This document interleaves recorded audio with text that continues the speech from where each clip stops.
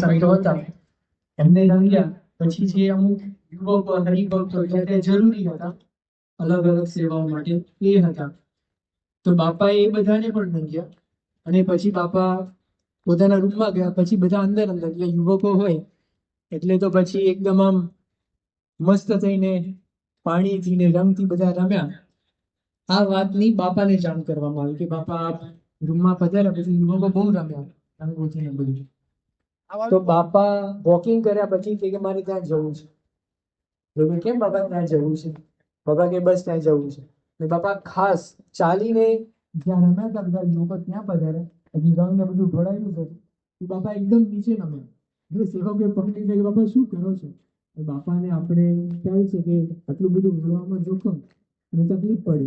બાપા પછી સેવકોએ પકડ્યા અને બાપા છે લીમડાનું ઝાડ છે ત્યાં એક વડનું મોટું ઝાડ છે. આ બધા દર્શન કર્યા હશે. એની બાજુમાં જ લીમડો છે. તો ત્યાં ખાસ બધા યુવકો રમ્યા હતા. તો બાપા એકદમ નમ્યા અને ઝાડને પગે લાગે. પૂછ્યું કેમ બાપા ઝાડને પગે લાગે? બાપા કે મારે આ બધા મુક્તોએ અહીંયા લીલા કરી. આપણે તો કહીએ કે ધમાલ કરી, આપણા મનમાં તો એવું છે ને. બાપા કે મુક્તોએ અહીંયા લીલા કરી એટલે એ બધાને પગે લાગવાનું હોય, એ બધાને પગે લાગવાની ઈચ્છા હતી. તો એની જગ્યાએ આ ઝાડને નિશાન બનાવ્યું અને પગે લાગ્યું.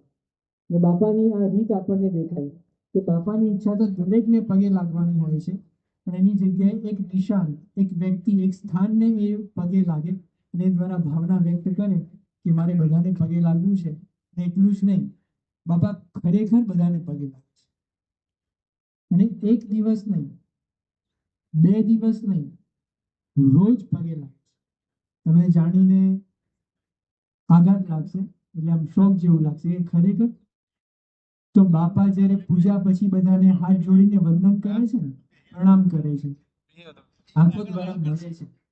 તો બાપાને પૂછાયું હતું, 2-3 વાર પૂછાયું કે બાપા એક એકને આંખમાં, એક એકને નજરમાં લેતા હોય ને એવું લાગે તો આપ કેવી રીતે જુઓ? આમ ઊભી લાઈનમાં જુઓ, આડી લાઈનમાં જુઓ?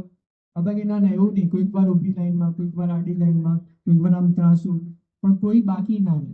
એટલે એક એકને દ્રષ્ટિમાં લે બાપા. એ તો આપણને બધાને અનુભવ છે. પણ બાપાને પૂછ્યું કે બાપા એ વખતે આપ મનમાં શું વિચાર કરો?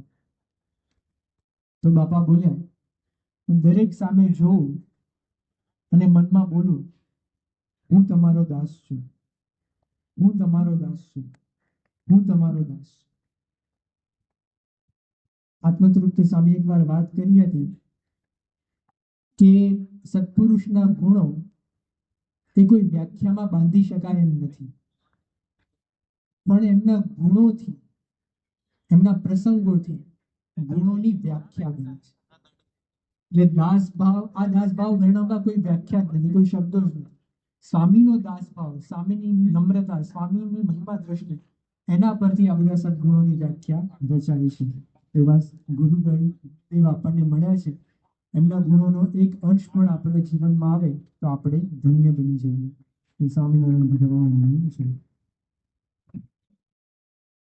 મોહન સાહેબના લીલા ચરિત્રો જેઓએ નજીકથી નિહાળ્યા છે એવા સેવક સંતોએ આપણે લાભ આપ્યો, તેઓનો આપણે ખૂબ ખૂબ આભારી છીએ. આવા જ વિશિષ્ટ પ્રસંગો સાંભળવા માટે કૃપા કરીને લાઈક કરો, તમારા વિચારો કમેન્ટમાં શેર કરો અને અમારી ચેનલને સબસ્ક્રાઇબ કરવાનું ભૂલશો નહીં.